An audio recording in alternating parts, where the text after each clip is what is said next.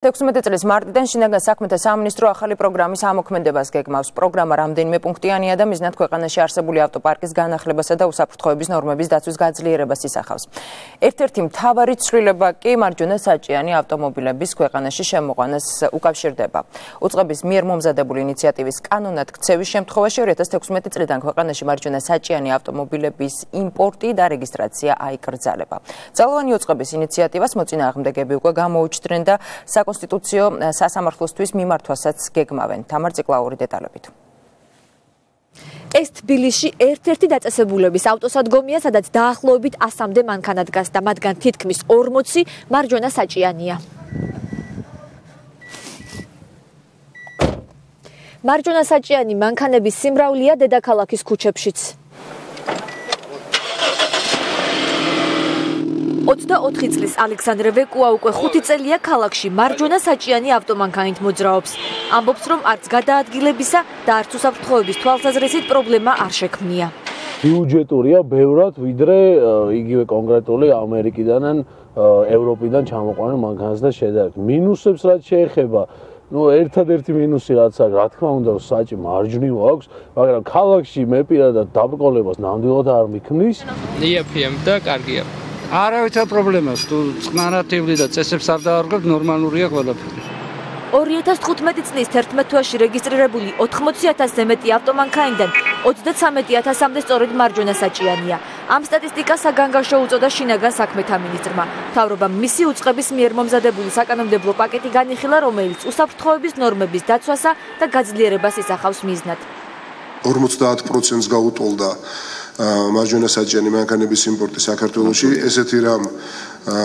ესეთი რამ მსოფლიოს ორ ქვეყანაში არის, სადაც მარცხენა საჭიანი მანქანებით არის ნებადართული გადაადგილება, ეს არის ავღანეთი და ბირმა.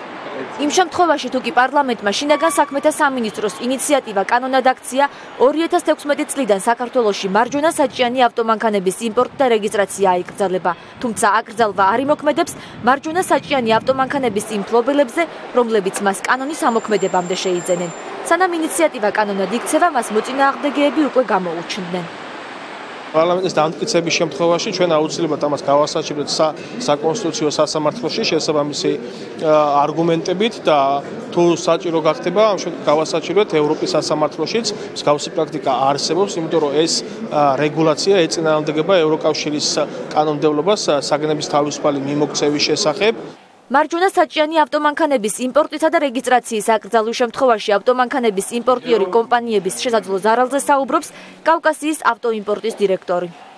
მოკლევადიან პერსპექტივაში ეს რა თქმა უნდა შეუშლის ხელს, იქიდან გამომდინარე რომ სადღაც დაახლოებით 4,000 ავტომობილი შემოდის იაპონიიდან მთლიანად საქართველოში.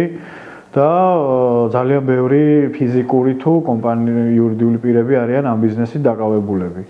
შინაგან საქმეთა სამინისტროში კი არსებული ავტოპარკის განახლებისა და წახალისების ერთ-ერთ გზად სწორედ მარჯვენა საჭიანი ავტომობილების პრობლემის მოგვარებას ასახელებენ. თუ ეს დინამიკა გაიზრდება, უკვე დაახლოებით 5-7 წლიან, შეიძლება 10 წლიან პერსპექტივაში ჩვენ მქონდეს პრობლემა იმის, რომ შევცვალოთ მოძრაობა, ან საერთოდ ქაოსი იყოს, როდესაც ორივე მხარეს საჭიანი მანქანების რაოდენობა ერთმანეთის თანაბარი იქნება. სიჩქარის მობილური დეტექტორები, ეგრეთ წოდებული უკონტაქტო პატრულირება, გზებზე არსებული შავი წერტილების განეიტრალება, ფეხით მოსიარულეთა უსაფრთხოებისთვის კანონმდებლობის გამკაცრება, მოძრაობის წესების დარღვევებზე ქულების სისტემის შემოტანა და მართვის მოწმობის ტესტის გადატანა რეალურ სივრცეში. ეს კიდევ დამატებითი ცვლილებებია, რომლის განხორციელებასაც შინაგან საქმეთა სამინისტრო 2016 წლიდან მარჯვენა საჭიანი ავტომობილების შემოყვანის აკრძალვასთან ერთად გეგმავს. მთავრობის ამ ინიციატივასთან დაკავშირებით 2030 შეკითხვებს შინაგან საქმეთა მინისტრის მოადგილე შალვა ხუციშვილი უპასუხებს. ბატონო შალვა, მოგესალმები. ძალიან დიდი მადლობა, რომ დაგვითმეთ დრო. ბატონო შალვა, რამ განაპირობა მარჯვენა საჭიანი ავტომანქანების შემოყვანის აკრძალვის აუცილებლობა? საღამოშიდობის დღეს იყო საკმაოდ მნიშვნელოვანი პროექტის ინიციატივა შინაგან საქმეთა სამინისტროს მხრიდან, რომელიც საგზაო უსაფრთხოების პროგრამას შეეხება და სამწუხაროდ ისე დადგა საკითხი, თითქოს ეს მთლიანად დაამყარებულია მარჯვენა საჭიანი ავტომობილების აკრძალვაზე. პირველ რიგში რომ დავიწყოთ თუ რა უძღოდა წინ და რატომ გახდა საჭირო ამ პროექტის ინიცირება, მე გეტყვით რომ ჩვენ განვახორციელეთ დეტალური ანალიზი არსებული სიტუაციის და მინდა გითხრათ რომ სტატისტიკა, რომელიც ჩვენ გვაქვს საგზაო მოძრაობის ავტოავარიების შედეგად დაღუპული პირების და დაშავებული პირების და იმ ფულის რაც იხარჯება მათი რეაბილიტაციისთვის სახელმწიფოს მხრიდან, ასევე სხვა ინდიკატორების როგორიც არის თქვათ საერთაშორისო ორგანიზაციების შეფასებები საქართველოს სტატისტიკის დეტალები შემიძლია გითხრათ, მაგალითად საშუალოდ სტაბილურად ჩვენ წელიწადში ვკარგავთ 600 ადამიანს ავტოავარიების შედეგად დაღუპულების სახით, ხოლო დაშავებულთა მკურნალობაზე მხოლოდ თბილისში ბიუჯეტი ხარჯავს დაახლოებით 10 მილიონამდე ლარს ყოველწლიურად. ჩვენ ამ სტატისტიკით ვართ ეს ზოგადი სტატისტიკაა ბატონო შალვა თუ რაიმე კავშირში არის მარჯვენა საჭიელ მანქანებთან. არა, მოდი ზოგადად შევაფასოთ სიტუაცია და მე მარჯვენა საჭიანებზეც მოგახსენებთ. აქვე არის ინდიკატორები, როგორიც არის საერთაშორისო ორგანიზაციების შეფასებები, იგივე რიგითი ტურისტების შეფასებები, თვითონ მოქალაქეების პრეტენზიები და ასე შემდეგ. გარდა ამისა, სხვა მაჩვენებლები, რაც შინაგან საქმეთა სამინისტროს, საპატრულო პოლიციას და იმ დანაყოფებს აქვთ, რომელიც საგზაო მოძრაობის კონტროლზე არიან პასუხისმგებელი. აი ამ ანალიზის საფუძველზე ჩვენ შევიმუშავეთ ღონისძიებათა პაკეტი.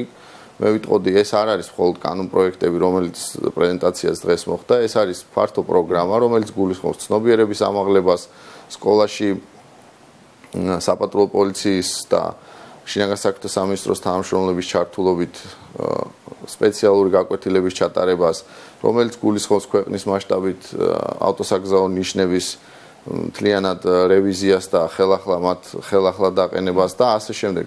ეს მოიცავს ბევრ აქტივობას და ბევრ სახელმწიფო უწყებას.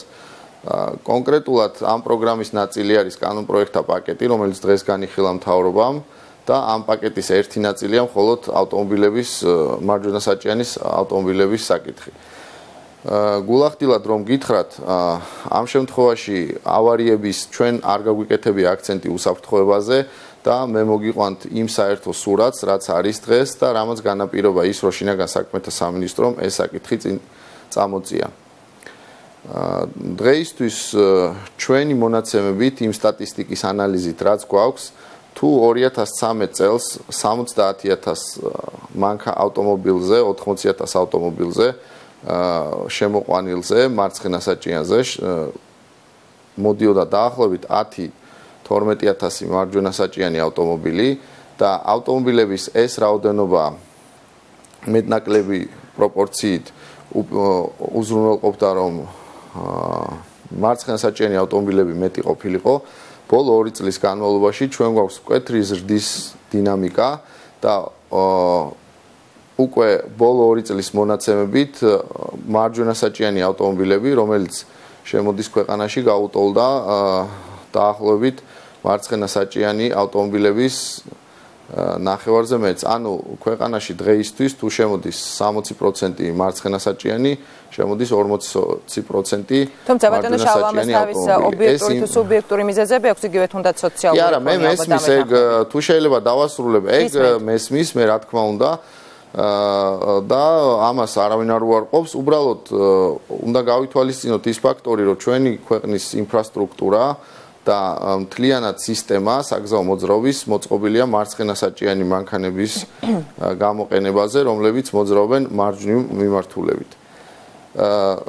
თუ ეს დინამიკა გაგრძელდება, ჩვენ ამ შემთხვევაში დაგვიდგება საკითხი, რომ უკვე 5-7 წლიან პერიოდში კონდეს ან თანაბარი რაოდენობა, ან პირიქით გაასწრებს მარჯვენა საჭიანი ავტომობილების რაოდენობა მარცხენა საჭიანს. ეს წყნარი ოკეანის კუნძულოვანი ქვეყნებისთვის, რომლებიც ეკონომიკური მიზეზებით, მაგალითად ჩვენაირი მიდგომებით ხელმძღვანელობდნენ, იაპონიის ბაზარმა განაპირობა, რომ რამდენიმე ქვეყანაში მარცხენა საჭიანი მოძრაობა შეიცვალა მარჯვენა საჭიანით. ამის პრეცედენტები არსებობს. შესაბამისად, შინაგან საქმეთა სამინისტრო ამ შემთხვევაში თავის პასუხისმგებლობის სფეროში უბრალოდ წამოწია წინ საკითხი, რომ საზოგადოებამ იმშელოს, სანამ მივალთ იმ ეტაპამდე, როდესაც აკრძალვა უკვე ვეღარ შეცვლის ვითარებას, ჩვენ გვინდა რომ საზოგადოებამ გააცნობიეროს და მიიღოს გადაწყვეტილება. ჩვენან ვრჩებით მარცხენასაჭიანი ავტომობილების რეჟიმში და ვინარჩუნებთ არსებულ სისტემას, რაც გვაქვს, ან თუ ეს პროცესი გაგრძელდება ამ დინამიკით, რისი ნიშნებიც არის, ჩვენ ალბათ დავდგებით პირველ ეტაპზე ალბათ ქაოსური მოძრაობის პირობებში, ხოლო შემდეგ ეტაპზე უკვე იმ დღის წესრიგით რომ შევცვალოთ მოძრაობა. აი ეს არის სურათი, ეს არ გულისხმობს იმას, რომ ჩვენ პრინციპულად ვაყენებთ საკითხს, რომ კატეგორიულად უნდა მოხდეს აკრძალვა, ჩვენ საკითხი გამოგვაქვს დისკუსიისთვის, იმისთვის, რომ საზოგადოებამ გაცნობიერებულად მიიღოს გადაწყვეტილება ამ კანონპროექტის არ არის გადაწყვეტილი თქვა აიკრძალება თუ არა 2016 წლიდან. ამ საკითხს გადაწყვეტს საქართველოს პარლამენტი განხილვების შედეგად. თუმცა თქვენი ინიციატივა არის სავარაუდოდ რა თქმა უნდა ჩვენი ინიციატივა არის იმიტომ რომ საზოგადოებაში დაიწყოს მსჯელობა და საზოგადოება მიიღოს გაცნობიერებული გადაწყვეტილება. ძალიან გთხოვთ, მინდა ბევრი პასუხი მოვისმინო ბევრი კითხვაზე პასუხი თქვენგან. ოფიციალური ინფორმაციით იგივე 2015 წელს ხომ 50%-ით გაიზარდა მარჯვენასაჭიანი ავტომობილების იმპორტი. რა ელოდებათ ამ ადამიანებს? ამ ადამიანებს ვისაც დღეს უკვე ყავს ამგვარი მანქანა, რა თქმა უნდა არანაირი პრობლემა არ შეექმნება და ისინი ჩვეულებრივად გამოიყენებენ, გაყიდიან და ისევე ისარგებლებენ ამ მანქანებით, როგორც აქამდე სარგებლობდნენ. არანაირი დამატებითი გადასახადები ან შეზღუდვები მათ არ დაუწესდებათ. აქ თუმცა ამ რეგულაციის ამოქმედების შემდეგ ისინი მანქანის ავტომობილის გაყიდვას ვეღარ შეძლებენ. არა, ასე არ ნამდვილად არ არის. ისინი ჩვეულებრივ აქ აკრძალვა თუ მიიღებული იქნება ამგვარი გადაწყვეტილება, აკრძალვა შეეხება მხოლოდ იმ ავტომობილებს, რომლებიც რაღაც თარიღის შემდეგ, მაგალითად ეს იქნება 1 მარტი, 1 ივნისი თუ ასე შემდეგ, იმ თარიღის შემდეგ აღარ მოხდება ამ ავტომობილების შემოყვანა და დარეგისტრირება.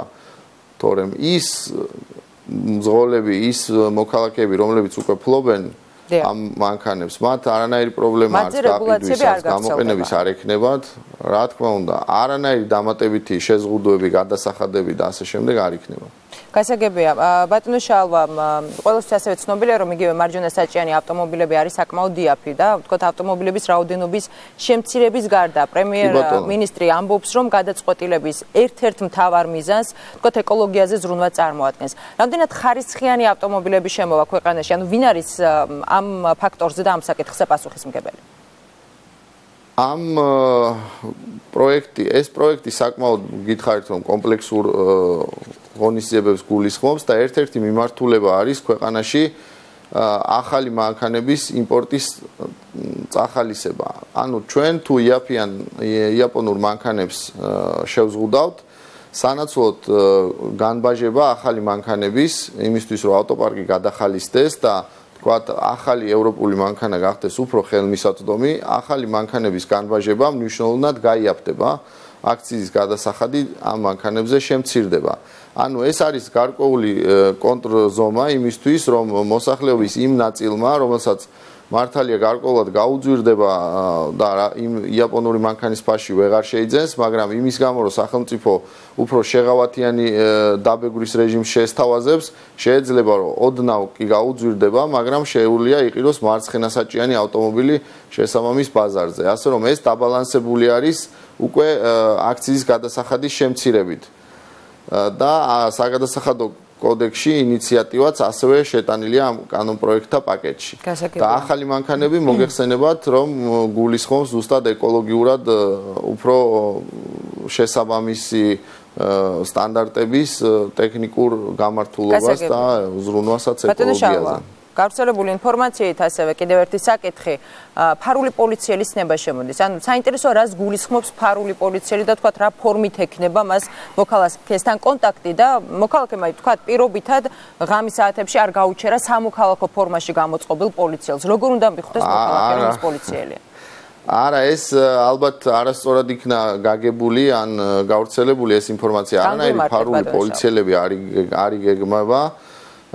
ეს არის ასევე ახალი ინიციატივა, რომელიც გულისხმობს, რომ საპატრულო პოლიციის გარდა ქალაქში იმოძრავებენ ჩვეულებრივი ავტომობილები, მაგალითად ეს შეიძლება იყოს ტაქსი ან სამარშრუტო ავტომობილის მსგავსი ავტომობილი, რომელშიც დამონტაჟებული იქნება სპეციალური ტექნიკა, დაახლოებით ისეთი, როგორც არის შუქნიშანზე დაყენებული კამერა და ეს კამერა რეალურ დროში დააფიქსირებს დარღვევას, თუ ასეთი დარღვევა იყო. ისე რომ არანაირი კონტაქტი ამ მანქანის მძღოლსა და პოლიციელს შორის არ მოხდება. ეს მოხდება მხოლოდ ვიდეო კამერის რეჟიმით დაფიქსირებისა და დაჯარიმების გზით. უბრალოდ წარმოვიდგინეთ, რომ ეს ვიდეო კამერა გადაადგილდება ქალაქში მოძრაობის პარალელურად. კი ბატონო, გასაგებია. დღეს ასევე ბატონო შალვა ითქვა. ანუ არანაირი კონტაქტი ეს არ გულისხმობს, რომ ვიღაც გაჩერებული იქნება მანქანა და ჩაუსაფრდება, როგორც ეს ადრე იყო, არანაირად ეს იქნება წინასწარ განსაზღვრული მარშრუტით. მანქანა იმოძრავებს და დააფიქსირებს ყველა დარღვევას. გასაგებია. დღეს ითქვა, რომ 2016 წლის 1 იანვრიდან მართვის მოწმობის 100-ქულიანი სისტემა შემოდის. ანუ მაყურებლისთვის გასაგები რომ იყოს, თუ შეგიძლიათ რომ განმარტოთ, თქვათ რა იგულისხმება? მოდით პირველ რიგში დავაზუსტოთ, რომ ეს 1 იანვრიდან არ შემოდის, იმიტომ რომ ჯერ ამაზე უნდა იმშელოს პარლამენტმა, ალბათ ეს მოხდება საგაზაფხულო სესიაზე და შესაბამისად მხოლოდ ამის შემდეგ შემოვა თუ დაინერგება. ესეც საკმაოდ გავრცელებული არის ყველა განვითარებულ ქვეყანაში, თითქმის მთელი ევროპა, დაახლოებით 21 ქვეყანა ევროკავშირის წევრი და ამერიკის შეერთებული შტატებში საკმაოდ გავრცელებულია ქულათა სისტემა, გულისხმობს რას ყოველი წლის დასაწყისში 1 იანვარს, ოღონდ არა 2016 წლის, იმიტომ რომ ეს ჯერ არ არის მიღებული, ყოველი წლის დასაწყისში თითოეულ მართვის მოწმობას დაერიცხება 100 ქულიანი სისტემა, 100 ქულა. ამ 100 ქულას ყოველი მძღოლის მიერ, მართვის მოწმობის მფლობელი მძღოლის მიერ ყოველი დარღვევის ჩადენის შემთხვევაში გამოაკლდება შესაბამისი ქულა, რომელიც წინასწარ განსაზღვრული ცხრილით არის დადგენილი. ქულების გამოკლებება თუ იმდენად შორს წავიდა, რომ 0 ქულას გაუტოლდა ამ მართვის მოწმობაზე დარიცხული ქულა, მაშინ მძღოლს გაუუქმდება მართვის მოწმობა და მას მოუწევს ხელახლა ჩააბაროს გამოცდა და აიღოს მართვის მოწმობა. რა შემთხვევაში, ანუ კონკრეტულად რომ ვიხოთ, უფრო მეტი კონკრეტიკა ბატონო შალვა. მაგალითად, თქვენ თუ 7ჯერ ისაუბრებთ ტელეფონით და 3ჯერ არ გაიკეთებთ ღვედს და პატრული გაგაჩერებთ და დაგაჯარიმებთ, ეს 10 დარღვევა საბოლოო ჯამში გამოიწვევს თქვენი მართვის მოწმობის გაუქმებას, იმიტომ რომ თქვენ არ სცემთ პატივს საგზაო მოძრაობის წესებს. ამ მიდგომით ჩვენ ვქმნით ალტერნატივას პრევენციისთვის. კი არ ვაძვირებთ ჯარიმებს, როგორც აქამდე, როგორც წესი იყენებდნენ ხოლმე მთავრობები, არამედ შემოგვაქვს ალტერნატიული პასუხისმგებლობის მექანიზმი და ის, რომ ყოველმა მძღოლმა უნდა გააცნობიეროს, რომ უნდა გაუფრთხილდეს თავის მართვის მოწმობას და ამით გაუფრთხილდება ის საგზაო მოძრაობას, დაიცავს საგზაო მოძრაობის წესებს. და გაუფრთხილდება სხვა მძღოლების, სხვა მოძრაობის სხვა მონაწილეების სიცოცხლესაც. ბატონო შალვა, ავტომანქანა გადაცემული აქვს სხვა პირს. ასეთ შემთხვევაში ვის ჩამოაკლდება ქულები?